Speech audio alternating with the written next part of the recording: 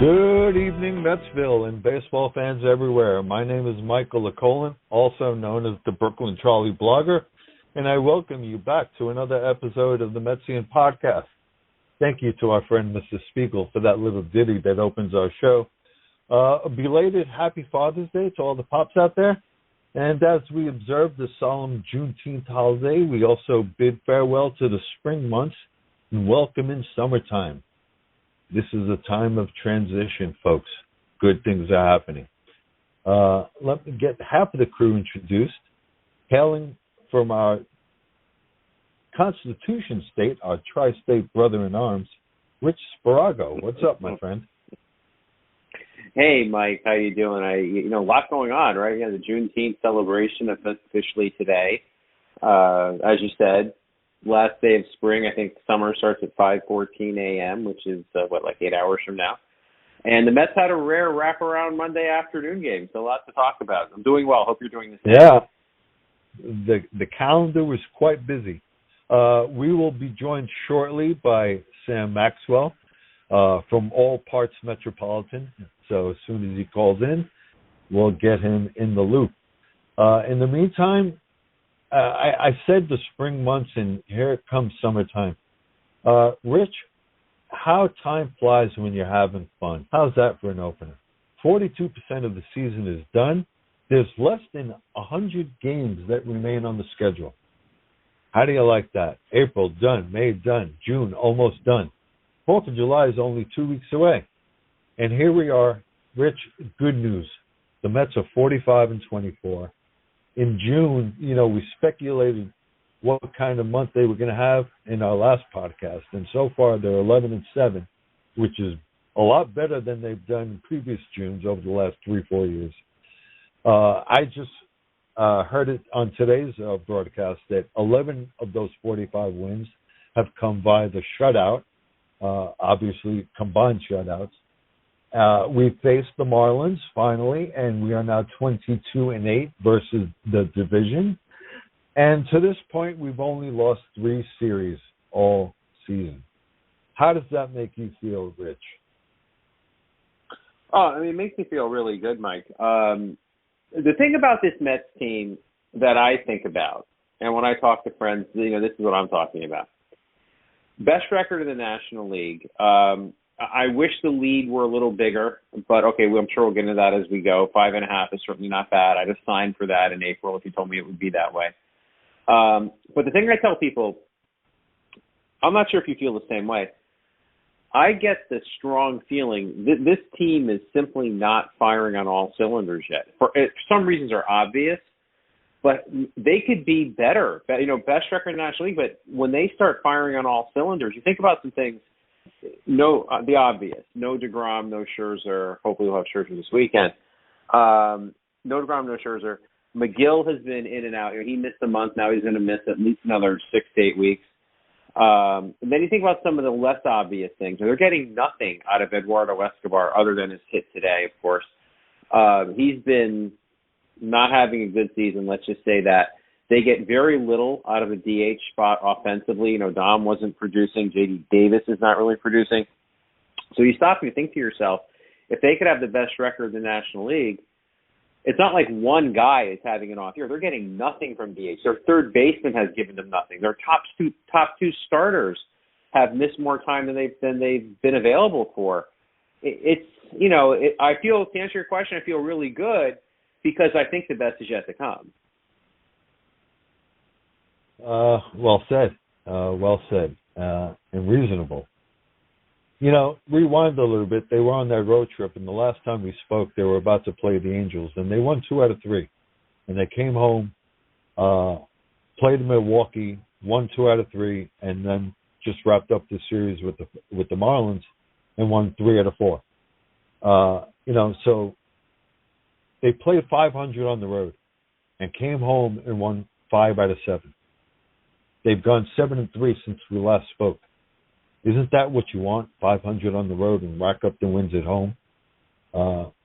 It's the way they've been trending, and that's been keeping me positive. There's certain things that keep me positive, like they're plus 66. Well, coming into this game, I haven't checked the updated version, but coming into this game today, they had a plus 66 run differential, which was third best in Major League Baseball. And during these 69 games, the first 69 games of the season, they've done things that, mimic or even supersede what the 86 team did. I laugh saying that. I've also laughed hearing that, but it remains true. So they're doing good things, and, let's stick with the pitching and use that as an example. And I'm going to set it up this way. I think the Mets are far better equipped to go into summer and take on the dog days. Trevor Williams is pitching tomorrow. Look, Tawan Walker pitched the gem. You and I were there Saturday. We didn't know about it, but you were at the game. I was at the game. Tawan Walker on Saturday pitched the gem. That was his second straight.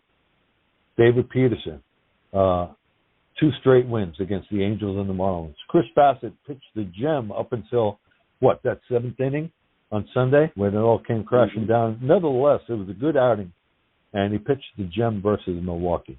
And then Cookie Carrasco, took a loss against the Angels, and he beat Miami. They're keeping us in there. And I say we're far better equipped today than we've been over the last 2-3 years.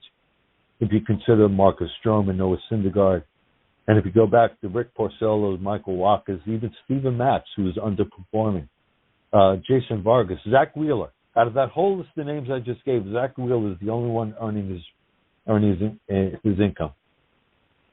So I am far more confident with the guys that I mentioned previously: Carrasco, Bassett, Peterson, Walker, even Trevor Williams. McGill's hurt, yes, and hopefully we're going to get Scherzer and DeGrom back. But I'm far more confident with these guys than I've ever been with the previously mentioned people over the last 2-3 years. So they give me a lot of confidence. How does this rotation, sit in your eyes, Rich? I think you hit the nail on the head, Mike. I think, Buck said it today in the post game, exactly what you're talking about. He said in the course of, I'm paraphrasing, but he said in the course of a baseball season, you'll probably need 9 starters at some point. He said 7 to 9, I believe, were his exact words. And that's true, because guys will miss time, guys get hurt, it happens, right? The Mets had that freakish thing in 2019 where I believe 152 of their games were started by their 5 intended starters. That's freakish. That's like a statistical anomaly. In general, that doesn't happen. So you need depth. Last year, not to throw the guy under the bus, but last year you had situations where they were bringing in guys. It was clear that they were just not. They were scraping. They were scraping for people. They had to make that deal to get Rich Hill. Ironically, they traded Tommy Hunter for him. Now they have Tommy Hunter back. Maybe we could touch on that because here's a guy who's pitched in a handful of games for the Mets and is a fan favorite. But you had guys like Jared. I forget his last. Jared Eichhoff. You had guys like Jared Eichhoff coming in, who it was clear. I felt bad for him. He was clear he was not a major league pitcher anymore. So this year, as opposed to that, you have your depth is Trevor Williams, who is a solid piece. He's been basically a swing man his whole career, but he's done it on the major league level for years. So, Trevor Williams is not a bad guy to have to turn to. David Peterson is a talented lefty who, has his ups and downs, but you're turning to him as your depth, along with Trevor Williams, as opposed to Jared Eichhoff, as opposed to having to make a deal, for, at the time, 41-year-old Rich Hill. So I think you're right. I think they're better set up.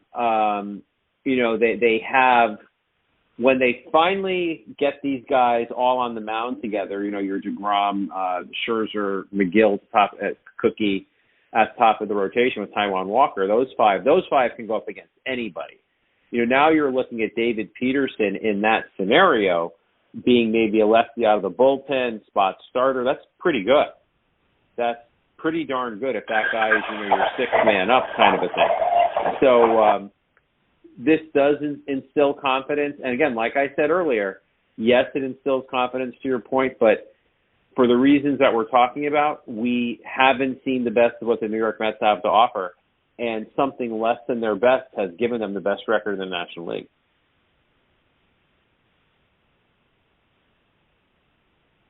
I'm sorry, from all parts metropolitan, Sam Maxwell joins us. And Sam, we're on the outer layer of this onion, and we're transitioning from spring to summertime. So we're enjoying the last day of spring, and, we're putting the last 2 and 3/4 months under review. And all we've talked about so far was the feel-good, attitude around Flushing Bay with this 45 win record and the pitching that sustained us. So if you want to jump in anywhere with that, go right ahead, my friend. And hello, and how are you? Hello. Welcome, gentlemen. Thank you for joining us. Thanks to all out there for listening as well. And here I am, like you said, metropolitan. I was including Jersey and the 6 boroughs as on this metropolitan journey coming off the PATH train. You might have heard a little bit of that. I'm going to be biking home to Brooklyn during this, so all's well that ends well. Very excited about this last spring day. So this pitching has been sustaining us, but these at-bats that they grind out without the home run, and they're ahead in so many offensive categories except for the home run, but they're producing more runs than some of the people that are hitting home runs. So while, yes, the pitching has been sustaining us, it's just the timely hitting, especially, that looks very sustainable, unlike in the past when we did have some of these pitching runs, but the offense could not support it. So I think that's a big part. It is just basically what we've been hoping for out of this team for so many years is all of a sudden bursting onto the scene in just a year after we saw a very kind of transitional phase of this franchise. So it's been so exciting to watch. It's just I wait for Howie, Wayne, Gary, Keith, and Ron to queue up every single day, every single night, and let's keep it churning out. Let's keep it chugging. Way to stick to pitching and fast-forwarding the show about 20 minutes. Let's stick with the offense now. I want to talk about Francisco Lindor, and I want to talk specifically about his first year in a New York uniform and his second year. It reminds me much of the way Carlos Beltran started his Mets career. First season was bad. Let's call it for what it was. Lindor's season, not up to snuff. Both players. Their second season, we know what Beltran did. Lindor, we know what he's presently doing. And if you want to pick that up, Sam, go right ahead. Francisco Lindor. Yeah, and I want to see where his average has gotten to, because he went into a major slump right after that finger injury, but has completely ignited since his mother was in the building on Friday night. And even with anytime his average is dipping, he still is able to be producing in the times that he does end up getting a hit. I mean, he got a home run out of the finger jam, and then kind of just cooled off significantly until this past Friday night. Looking at where he currently stands, and I'm assuming that Baseball References today updated, the batting average is still just needs to get a little higher, but with 11 home runs and 52 RBIs, he's also scored 43 runs so far. I mean, last year he scored 73 and generally speaking peaked all-star Francisco Lindor, we need him to be scoring 100 or so runs, and right now he is certainly on pace. I mean, last year, here's the weird thing about 2021 is that it looks, with that 230 average, it looks very insignificant, but he still was able, on and off year, to produce 20 home runs, 63 RBIs, and score 73 runs. So, you know, I want to see that average creep up a little bit, but right now he's on pace for 25 to 30 home runs with 100 RBIs. I just want that average a little high. I'm less concerned with average. Rich, something I like to do, I like to subtract home runs from RBIs and runs scored. And if you take away Lindor's 11 home runs, he still has over 40 runs batted in. And to me, you know, you're talking about premium production. I think you're close to that with him. I actually would agree with Sam on this one. As I look at his career numbers, right, from starting from 2015, his batting average 313, 301, 273, 277, 284, 258. Then he joined the Mets, 230, and at this point 243 going into today. So it's not a huge deal, and I feel like I'm nitpicking the guy, but his average has gone down since he became a Met. Now, but flipping that around, now that having been said, that's just sort of like the cold water in the face to reality. You probably saw the other day, they showed the statistic that he's the first middle infielder since Alex Rodriguez in 2000 to get to 50 RBIs in the number of games that the Mets have played. At that point, I think it was 67 or whatever it was. So first middle infielder in all of MLB since 2000 to get to 50 RBIs in 67 games played. So you have to tip your cap for that. He's driving in the runs, absolutely. With his 11 home runs, he's on pace for about 25. You know, his RBIs, he's on pace to blow through 100, probably about 120. So, you know, his OPS 744. So solid, very solid. He plays the defense, of course. And we've seen, actually, he's playing great defense lately. And so, you know, you see all these things, and you're like, okay, you know, this is the guy the Mets thought they were getting. This is absolutely the guy. Get the average up a little bit, maybe not, whatever. You're not going to nitpick the guy. So you're right. I mean, Francisco Lindor, he's and then there's the off the field stuff. You know, he's a positive force. I do think that the guys who are happy like him and, you know, and positive, their intangibles do add value. So I would say, in summary, Mike, I'm obviously very happy with the year he's having. It's much better than last year, clearly. Is he performing superstar status? Maybe a cut below that, but he's still a very, very good player and much, much, much closer to the guy the Mets thought they were getting. And if I can jump in, Mike, before you do, just in terms of the average, if we're comparing and contrasting to Carlos Beltran still had a 271 batting average in that first year where we said he wasn't up to snuff. So, you know, obviously two different types of players, but that's still where I would like to see that average start to creep up. And I think a lot of it does have to do, I'd have to look at his BABIP, batting average on balls in play, because it does seem like he makes contact. You know, he does strike out a little bit, and I have to look at those specific numbers. But I think that it might be some luck involved in how low his batting average is. Pete Alonso, this is just something I like to have fun with. I say bulky. His numbers are starting to get bulky. I'm not looking for anybody to nitpick this. I'm just having fun with the numbers. 19 home runs, 64 RBIs. That's our guy, the polar bear. The Mets have never had a player win the MVP. What do you guys think? I'll jump in on that. I think he has a shot, Mike. I do. I think his numbers are getting bulky. I like the way you said that. You know, his numbers are impressive. And so if you, again, I'm doing the math roughly in my head, 19 home runs at this point of the season probably equates to about 42, 43. 63 RBIs equates to probably 135 maybe. So that's a freaking hell of a season. Now, you think about competition. Here's to answer your question on MVP. You have a guy like Paul Goldschmidt who's having a hell of a year. And the one thing that might work against Pete is he has this reputation for being, you know, an all-out slugger, poor defender. That's exactly what he came up with in 2019. He's a slugger, and he plays bad defense, kind of like Mike, you know, throwback to an American League first baseman when we were kids, right? But the fact is, he's hitting 280. I mean, look at his at-bat today.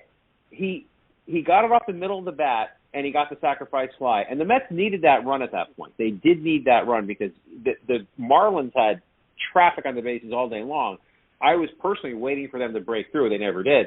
So Pete got the job done. Going to right field, and that's why he has 63 RBIs at this point in the season. So to answer your question, his numbers would warrant MVP consideration if they get to where I said they might, for sure. Might there be a little bit of a hangover of his reputation? Maybe. Might Goldschmidt have a bit of a positive halo effect going on because he's been doing it for so long? Maybe. So, but would he be a candidate? For sure. Yes, for sure.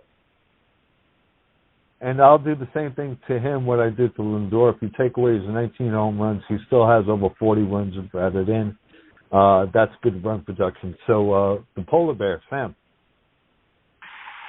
Oh, man. I almost think from a league-wide status, I mean, maybe not necessarily with the players, but he certainly seems, in terms of the media, to be underrated, even within his own town.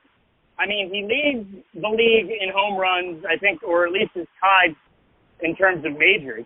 And, well, not majors because it's Judge has 25 home runs. But, you know, we're talking that somebody who leads the league in run-producing numbers. And he still is not, you know, I heard Brandon Tierney talking about how Pete, now mind you, maybe because of his age, that he couldn't demand $300 million. Now, if we talk about AAV instead, average annual value, you're talking about somebody who's going to get paid. And I think people need to stop underestimating him because he's not even remotely, yes, he's not a plus defender, but he's not the liability people sometimes seem to make him out to be in first base. So when you're looking at the fact that Judge is about to make most likely over $300 million for a contract, and then you look at what Pete has done in healthier terms, but similar in terms of the full season. You know, one came up in 17, one came up in 19, but Pete was able to get a 2020 kind of off season under his belt, but then not necessarily produce exactly what he did in his first season, but obviously show that he's not an aberration, that one season was not an aberration. And now he's showing his superstar status. So he's almost underestimated. And he carries this off. He is the essential key piece in a very deep offense. So can't underestimate Pete. And I love that he's ours. Nice. All right, let me just throw out a couple of long darts here. Jeff McNeil, he came up lame, hamstring. Luis Guillorme's got to fill in for him. Who's not happy with that? Eduardo Escobar, Rich, as we said, he broke out of a long slump today with a 2-run single. Dom Smith was back in the dugout today. And J.D. Davis was the 50th player to get hit by a pitch this season. 50th Mets player to be hit with a pitch. So anything you want to pick from there, Rich? Yeah, with McNeil, I worry because, you know, we know hamstrings, those injuries are rough. It could be a cramp, let's hope, but he's had these issues before with his legs. You know, we remember that he was given some days off because of, quote, tired legs. And he's had hamstring issues in the past, and here's another. So I do worry about that. I worry that this could be a chronic, you know, in and out of the lineup kind of a thing and maybe on and off the IL. They don't need that. Yes, Guillorme could fill in for him, and Guillorme has become a very solid role player / starter on this team. But that McNeil's more than a second baseman. They use McNeil all over the field. And so you have to wonder, if not having him for a period of time, it's not just like you plug in Yorma. You're missing somebody who plays all around the field. So I am a bit worried about McNeil. Eduardo Escobar, I have to say I'm a little disappointed in what we're getting. I think the entire fan base is a little disappointed in what you're getting out of Eduardo Escobar. When you look at his career numbers, they certainly are much better than what the Mets are getting out of him. He's a career average 255 hitter for his career, over 162 game average season. 255, he's hitting about 229 with the Mets. So, he averages 19 home runs this season. He's only got a few with the Mets. Let's see, he's got this season he has 5. So, he's definitely, I don't know what the deal is with this guy, but hopefully he'll get it figured. Hopefully the medical issue is behind him. Obviously, it's very important. So that's Escobar. And about getting hit by pitches, Gary said it today, and I agree with Gary. How many of them could you really point to and say, in this situation, they were throwing at the Mets there? I can't think of one. I really can't. When you think about guys who get thrown at, it's the guy who maybe shows up the other team. It's the pitcher gave up 3 consecutive home runs, and he's like, okay, the next guy's going to get it. None of that has happened. Like, it hasn't been a situation where we're sitting here watching the games and we're saying, somebody's going to go down here. This isn't good. It's been random. And I really believe it's just a fluke statistical thing that the Mets are getting hit so much. I don't like it. I think it's, goodness knows it's going to be with Jay Davis. Like Buck said, the initial x-ray showed nothing, but they have to multiple x-rays. It sucks. It's dangerous. It's scary. I really don't think the Mets are being thrown at. I think it's just the way the cookie is crumbling that they're getting hit more than other teams, because pitchers, obviously are having difficulty, the whole ball thing and the sticky stuff, and the Noah said it was like throwing a cue ball and all that kind of stuff. So it's a concern. I don't think it's intentional. I just think the numbers are lining up against the Mets in this one for whatever the reason. What say you, Sam? Mike, I'm going to start with the hit by pitch part, because you and I were talking about what Lee Mazzilli had to say. And he was very much on the old school hitter approach, which is the pitcher already has the full advantage generally, has the advantage generally. They can hit you anytime they want. Just remember that. And if with already the advantage, why would you want to give them a better advantage anyway? It just would be unfair. That was Lee Mazzilli's take. And, you had something to say about what this was like 100 years ago, and I'll let you do that with that. But it's particularly, it's one thing you're never, ever going to be able to correct. There's always going to be the risk in a game like this that ball is going to hit a human being. That's just the way it is. I do think it's somewhat fluky, but I do think the scouting report has been, Mets will be improved. Don't let them beat you. Come inside as often as you can. And that might have gone a little haywire. Eduardo Escobar, I think he's been doing better lately. Obviously, that was really an issue the other day that's just a little unclear, but glad he's okay. I have a feeling that he'll have kind of a so-so season, but still be very important. He seems to bring a lot of people together within the club. He does have that pop that could ignite at any second. And he just could be one of those players that just doesn't have a really good season, but we're going to be talking about him a lot in the lore of him. That's weirdly how I feel. Maybe that's just too spiritual on my end, but that's what I think about Eduardo Escobar. I think he's going to come around, and maybe exactly at the right time for us. And McNeil, I would say this, I'm worried for sure because of that, a lot of what Rich pointed out. But I'm more worried about McNeil and his career than the idea that the Mets can't weather the storm. Because as difficult as things get, they always seem lately to piece it together. So I just hope that he will be okay one way or another, because I love watching Jeff McNeil perform as a ball player. I will explain what you just mentioned about the baseball, Sam, and then we'll go into halftime. 100 years ago, 1921, baseball was facing this very same dilemma with the baseballs in grip. This was on the heels of Carl May's, the pitch that hit Chapman. What was his first name, Sam? Do you remember? Ray Chapman. It just came to me. Right, Ray Chapman. Okay. Carl Mays of the Yankees hit Ray Chapman in the head with their pitch. They did not wear batting helmets in those days, and the pitch wound up in Ray Chapman's unfortunate passing away.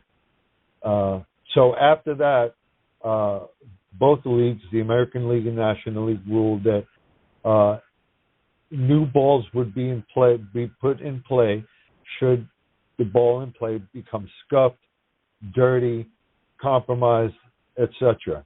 And that effectively put an end to the dead ball era. And then along came Babe Ruth.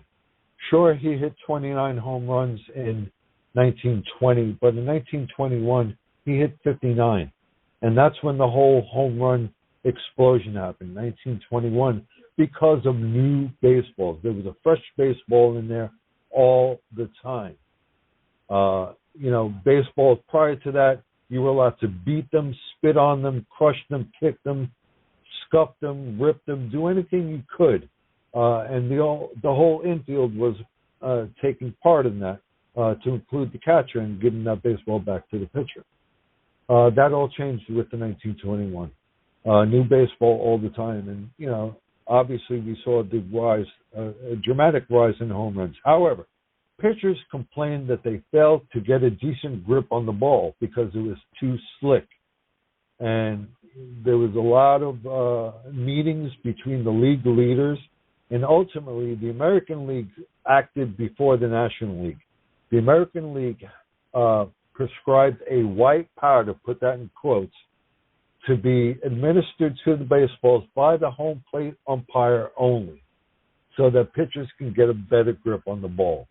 Bob Sharkey, Fred Toney, a pitcher for the Yankees, a pitcher for the New York Giants, they complained about the grip. Spitballers were grandfathered into the rule. They were allowed to throw spitballs. But the league had to resort to administering a white powder to the baseball so pitchers would have a better grip, because a lot of them were complaining it was too slippery. So here we are 100 years later, and we're having the same dilemma. So with that being said, let's go into halftime. Let's do a couple of shameless plugs. Rich, I will start with you first. Where can we find you on social media? What are you doing? And where can we find it? Well, thanks, Mike. Social media, CT Mets Fan, or Mets Fan Rich. It's the same account, but I go by CT Mets Fan. And my stuff is Mesmerized Online, MMO. I have shifted my focus from Mets history to more business of baseball articles, things like attendance figures, TV ratings, and obviously focusing on the Mets, like I did a bunch of stuff on the improvements coming up to Citi Field next year with the deal with Samsung and increasing the fan experience. Wrote something about how Steve Cohen is having some of his top analytical people at his hedge fund business work for the Mets. He's paying them out of his own pocket, not out of the hedge fund account, but these folks are actually, kind of working a job and a half, so to speak, and applying their analytical smarts that they use in the financial industry to Mets baseball. So stuff like that is what I've been writing. So thank you for the opportunity. Thank you, sir. And Sam, shameless plug on your behalf. Well, I think the shameless plug can only start with the sound of music. I'm going to call it the sound of music, and I think you guys would too. This is the edge of the Brooklyn Bridge on the Manhattan side in front of the Verizon building, the municipal building, et cetera, et cetera. And this is one of the things that is my passion, is biking around this city, looking at this city, and honestly, I should do more social media-wise and media, just content-wise, regarding how much I love this town, and Brooklyn especially. Bedford and Sullivan, the story of Brooklyn and their Dodgers, and how both were affected by the rapid transition into modern America. That is my most ambitious screenwriting project, where I want to make an HBO-style TV series. And I was even thinking today, hey, MLB Network has never done original programming. How about I be the first? But that's a whole nother conversation for another day. I'm a converted Mets fan from Yankees. That's right, 2005. Let's go Mets. Shameless plug, Brooklyn Charlie blogger. What am I doing? I'm replaying the 1890 Brooklyn Bridegrooms regular season. Having fun, learning things. I cover a lot of the Brooklyn Cyclones, and now that the New York Rangers are out of the playoff picture, I'll probably go back and start redigging up Brooklyn Royal Giants games and putting that on the blog as well. So now that shameless plugs are out of the way, gentlemen, let's get back to baseball. I want to keep it on the field for one more matter. I want to talk about Edwin Diaz. Over the last couple of years, he's gotten some heat from fans, even this podcast. Sometimes deservedly so, but he seems to have matured. He's performing well, and he's got this entrance music, the trumpets. Kind of sends chills up your spine. I want you guys to chime in about that. Tell me how you feel about those trumpets and about his performance, and give us a feel for how much his performance has elevated the Mets season. And Sam, I will start with you. Oh man, I think the maturity started with that no-hitter. You saw him own the moment, and you kind of, I think a lot of us Met fans had, reservations about him as he was coming out of that bullpen. Of it's just a regular Met fan that's just going to be woe is me. This is where it all goes wrong. And if you looked at, I have yet to rewatch that ninth inning. I know there's YouTube clips of it now, but he really like retrospectively in my head watching that game, he had it from the bullpen session. On his way in with those trumpets, he knew what he needed to do, and he did it. And that's why I've gained a lot more confidence. And if you've seen lately, especially, and maybe this is where you can really see the tide turning. Some of it's luck, that play at the plate the other night. Great throw by Pete, by the way. But he still seems to be coming through even when he doesn't have his best stuff, and that's the sign of maturity as well. I will say, trouble signs, indeed, you should still try to pick up on. I don't know if this is me being pessimistic or just critiquing that I think, and they are probably discussing this as well, that sometimes when he's trying to go with the slider on the outside part of the plate, it can flatten out. And I think a lot of people's hits, if you notice, a lot of where he's going wrong but still able to come out on top just because of luck or what have you, is because they're all just bloopers. That they're able to get off the end of the bat with that slider that doesn't cut enough. And that is just one thing to watch out on, because unlike other times, like when in the past, when he had been going badly, he is getting shellacked. When he doesn't have it. Right now, he's kind of getting blooped on. And that's where that slider just needs to kind of, he's able to correct it in the moment. He was able to get that strikeout on a great slider to end the game yesterday. But early on, to kind of make it a little bit closer, the slider on the outside part of the plate was a little flat. So that's really just where he needs to correct it. And some of those bloop hits that have been coming up can probably get under control.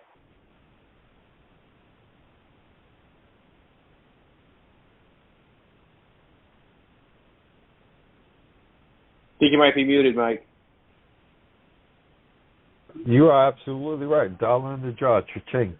The only thing with the trumpet, they're original. When have you heard this before?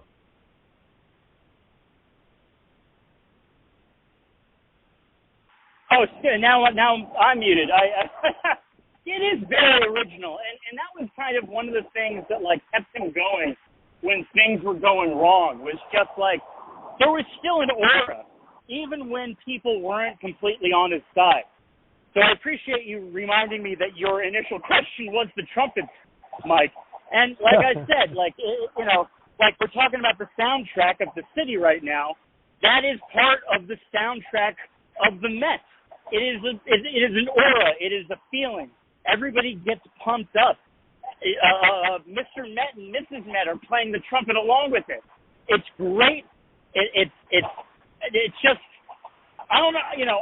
He thinks that he obviously was the one who chose the song, but everything has come together exactly the way you want a feeling and a moment to come together as a franchise and a player, complementing and supplementing each other. So I love it.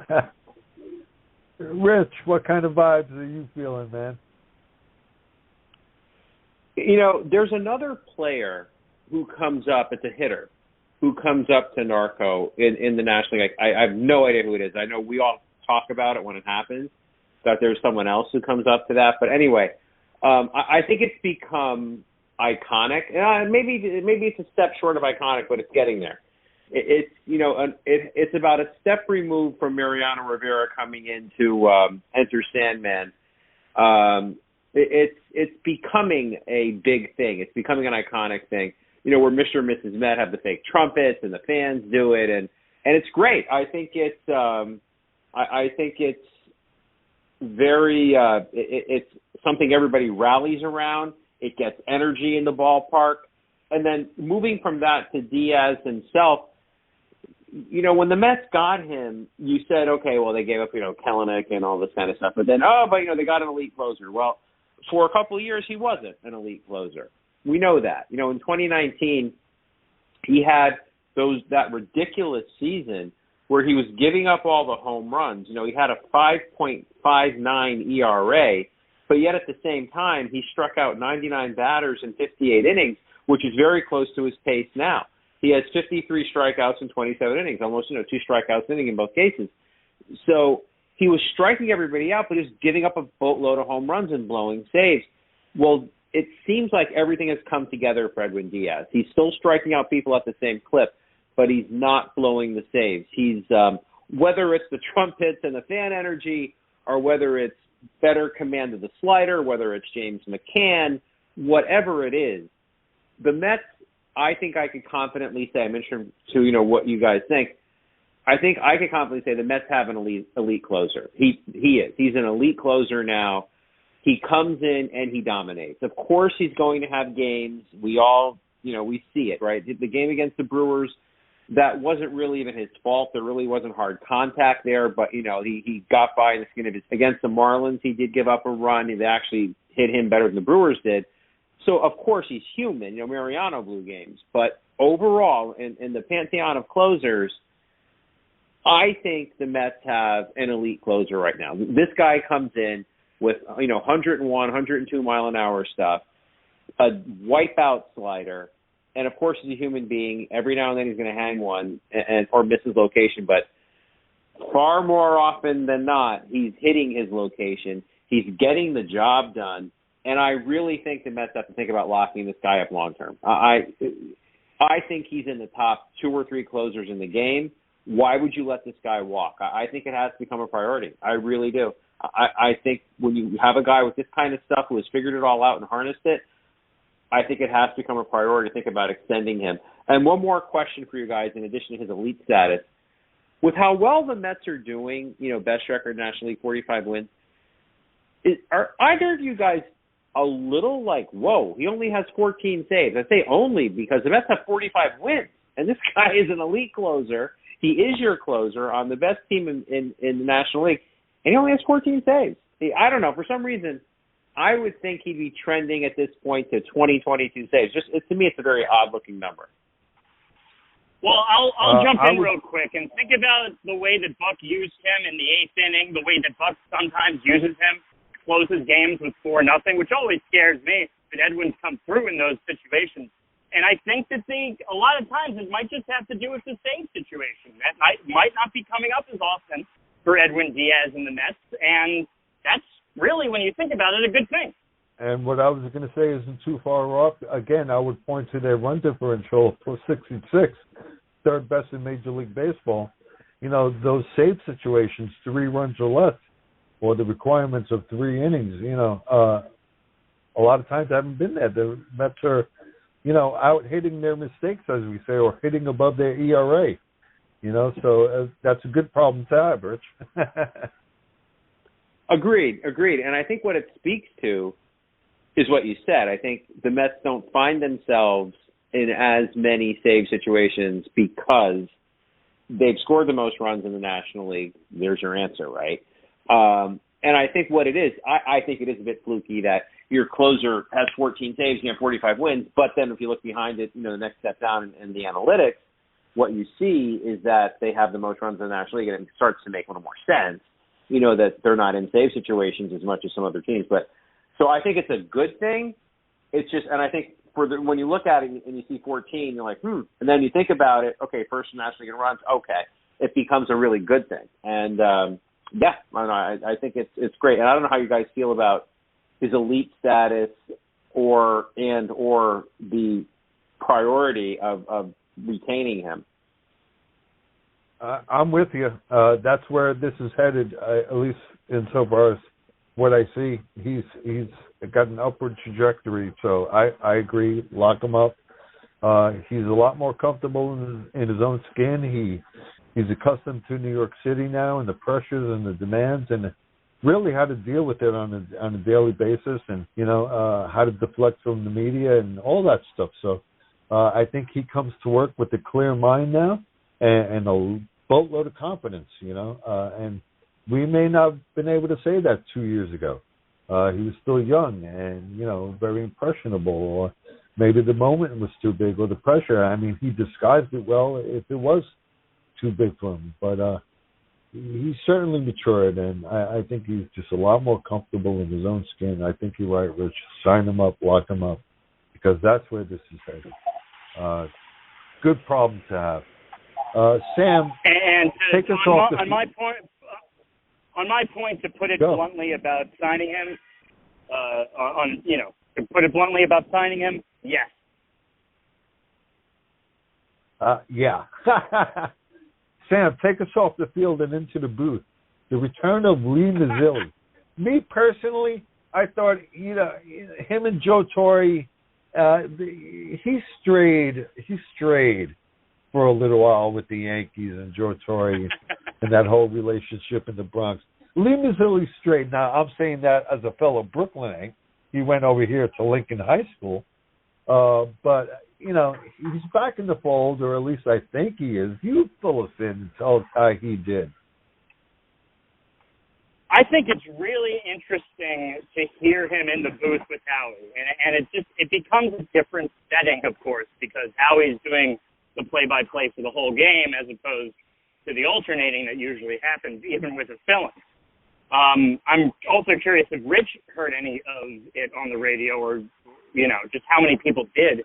I think that Lee Mazzilli brings more of just Lee Mazzilli than necessarily being an overall good color commentator. I think you could kind of see the rust because they're kind of just bringing him on to be Lee Mazzilli, which I hope they do more, because it's not like he's doing it all that often. You know, he was on the SNY postgame for a while in the late aughts, but I don't think he's done this much except for random fill-ins, maybe like 6-7 times a year, I think.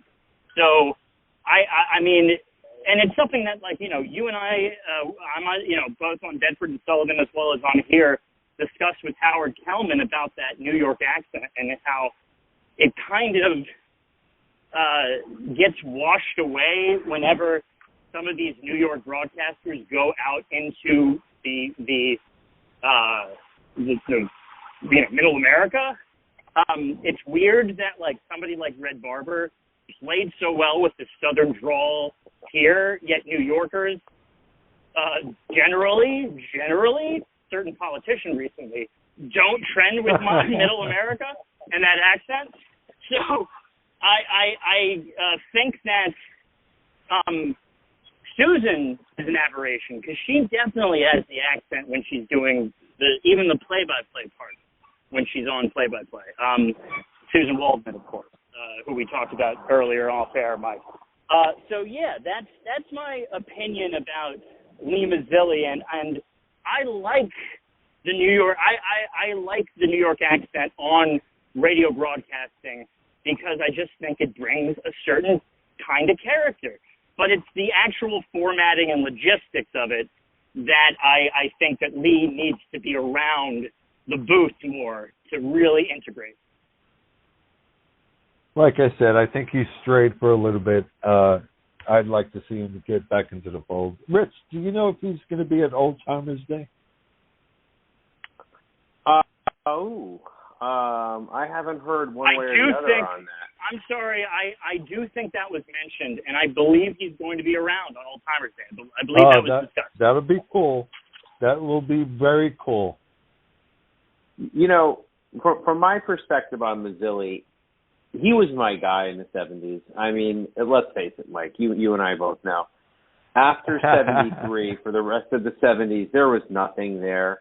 I mean, nothing. And so, Seaver for a couple of years, of course, 75, 76, but for the most part, the Mets didn't have a lot. And Mazzilli being the local guy and the swagger and the tight pants, and he was just he was what the Mets had to offer.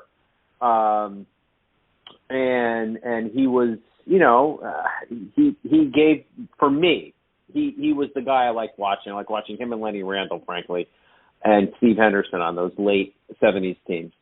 So it combination broke my heart and burned my ass to see him with the Yankees.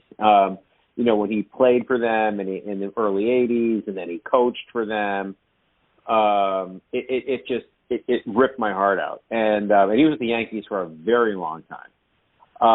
And then, you're right. He did some Mets studio work, and then he kind of, disappeared for a while. And as far as I know, the first time he had ever done Mets radio booth work was last September in the Subway Series when Howie, shut it down because of his health issues. And the Mets had kind of like a rotating cast. Mazzilli did the Subway Series.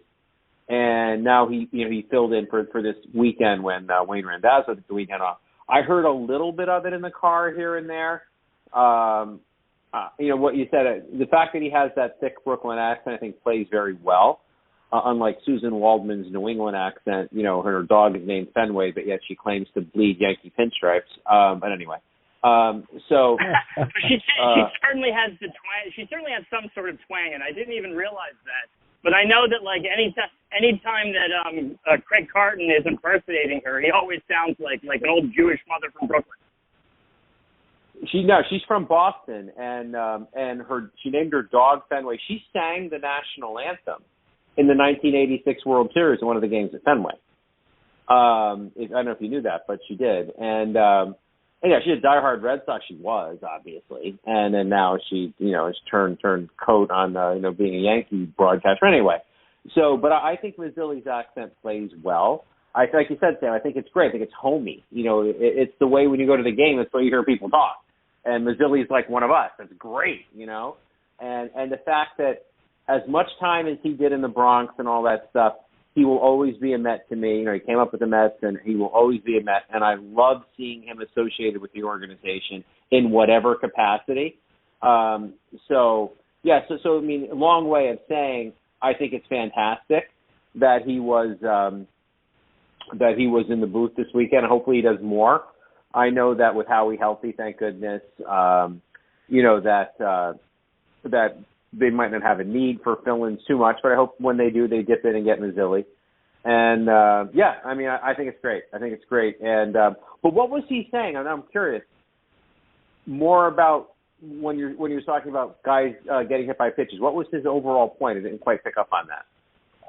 Well, he was just he just sounded very much like the old school hitter who isn't buying this entire, plea for a better grip. And the three things that he basically was like, trying to hammer home was that don't forget that a pitcher can hit you at any time he wants, and that they already generally have an advantage on the control level. Why would you give them a bigger one?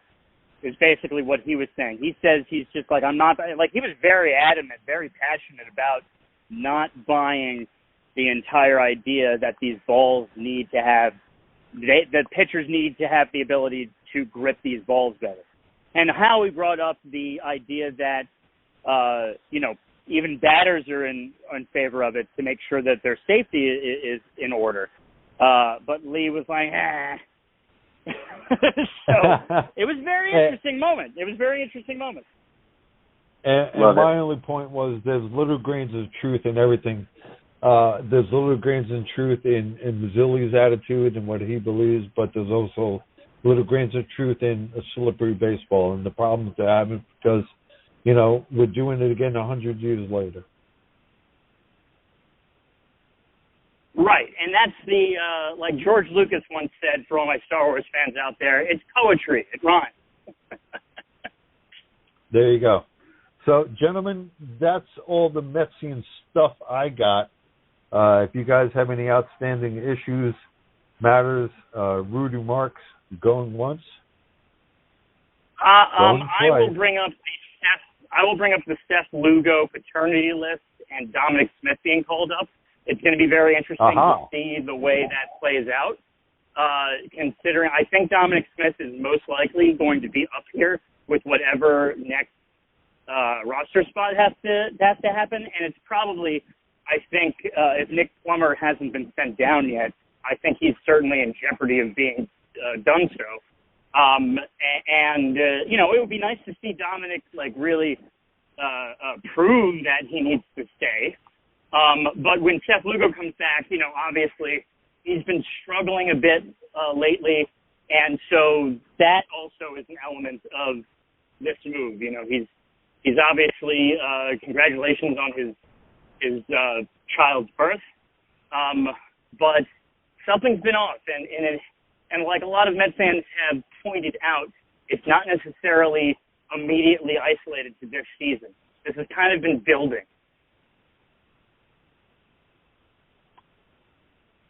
Rich? Mike, I have one to throw in if I could. Say that again?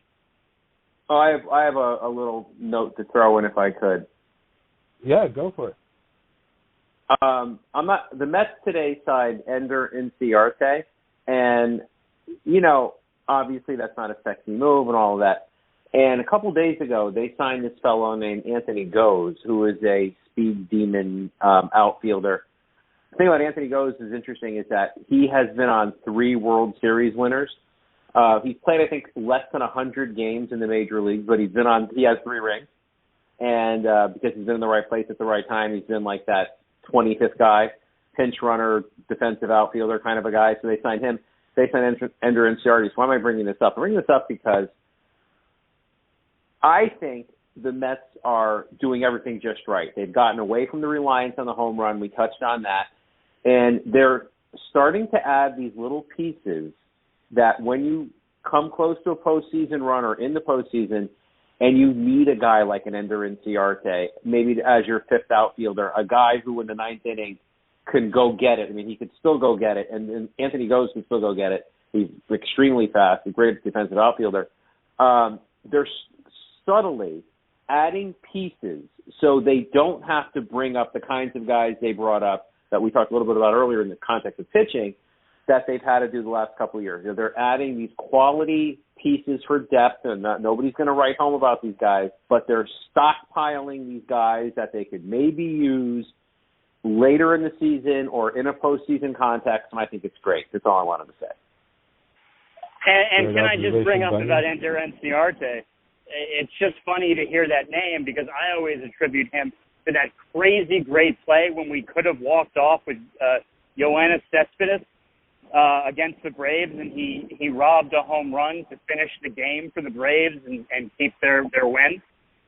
So it would be really sexy to see Inciarte all of a sudden, on this side of things without the tomahawk across his chest.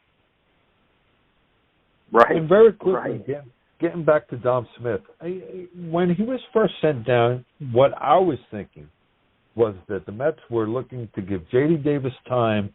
This way they can shop him and trade him and retain Dom Smith. I don't know if that's still in play. My mind hasn't veered much, but what do you guys think about that? Rich? I don't know. I think the Mets are going to be aggressive at the deadline, obviously. And Dom is probably one of their most movable commodities. So in my gut, I think they sent him down to fix himself, get some at-bats. Like I guess he hit like 270 or something like that, which isn't great, but, not bad either. A few home runs, too. So I think they sent him down to fix himself, get some positive momentum. And I really believe that the plan is probably to, okay, look, now he's back in the major leagues, get him some at-bats, up his trade value. And I still think the ultimate plan is to trade him at the deadline because he could probably bring back something that they might really need. I believe that's the case, that it was all a premeditated plan, to get his confidence back, get him back up here, show value so his value goes up. He doesn't fit on this team long term. We know that. I mean, he's not an outfielder. Thank God they've stopped that experiment, which was dreadful from the beginning and a very ill-conceived idea. So he's not an outfielder.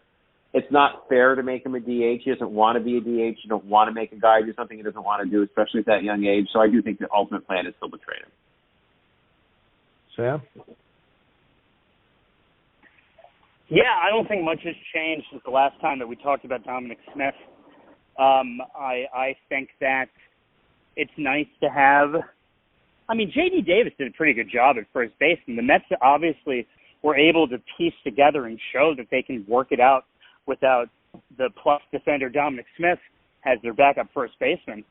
But I just think, other than Chestnut, in terms of the names that were discussed for possible trade chips this offseason, I think J.D. Davis and Dominic Smith days are numbered, maybe together, maybe separately, maybe one or the other. But those are the two names to really keep an eye on because they're very easily movable, valuable offensive chips if Dom can get himself together. But, the way J.D. Davis is showing how he can hit on a consistent basis with consistent playing time, it's a very good piece to have when you look at what you need and you consider whether the decreasing of those players would have a negative reaction. And when you really look at it, the way you could improve with these guys as trade chips, it most likely would not have a major negative reaction to the way you're performing. So, I think for instance, clubhouse-wise, I think there was a big difference between Bartolo in 2016 and not having Bartolo in 2017. I don't necessarily think that's what you're looking down the barrel of the gun of when considering moving these players. We shall see. Off to Houston and Miami. Let's go Mets. I have one last question, and this is important to me because it'll determine my future tomorrow night. Max Scherzer is supposed to make a rehab start. I was under the impression he was going to do it at Brooklyn here in Coney Island with the Cyclones. And then on Twitter, I saw somebody say they were going to Binghamton to go catch his rehab start. So I'm a little confused. Does anybody know where he's going to pitch tomorrow, Binghamton or Coney Island? Rich, Sam? I do. I heard Binghamton. Yeah, it's Binghamton, okay. Mike. Yeah. Oh. Are you driving up there, Mike? Is that a question for us? No, last week I had put it in my mind when they first mentioned it that he was going to have a rehab start on Tuesday. I was sure it was going to be here. And initially, I think they did mention that it was going to be here. But like I said, I saw it on Twitter, and now I'm disappointed, and I won't be going to the Cyclone game tomorrow. Although I'll be going go Saturday. Go to the Binghamton. Go to Binghamton. I know how spontaneous you like to be. I'm putting it out in the ether now. No, you know what? I might. Don't rule it out. Anyway, I have nothing else. Boy, we could do a whole show on the minor league because those guys are just tearing the cowhide off of baseballs over at Binghamton. Wow. Maurizio and I didn't even want to get into it because I'll go in another hour tangent on the podcast. So let us get into our final word. You've been listening to the Metsian podcast with my partners, Sam Maxwell and Rich Farago. I am Michael O'Colin. It's been our pleasure talking Metsian baseball with you this evening once again. And that's that. Let's go Mets. We're in first place. It's a good place to be. And, hopefully, as Sam says, we'll keep pushing on. So, Sam, I will go to you for your final word. For sure. Keep on pushing. That's a good final word. Thank you for reminding me of my saying, specifically back in 2015, of course. And this is a really exciting team. We got Max Scherzer coming back soon. Hopefully soon we'll be talking about Jacob deGrom on this podcast. And the fact that you're starting to see a winning culture being instilled all around.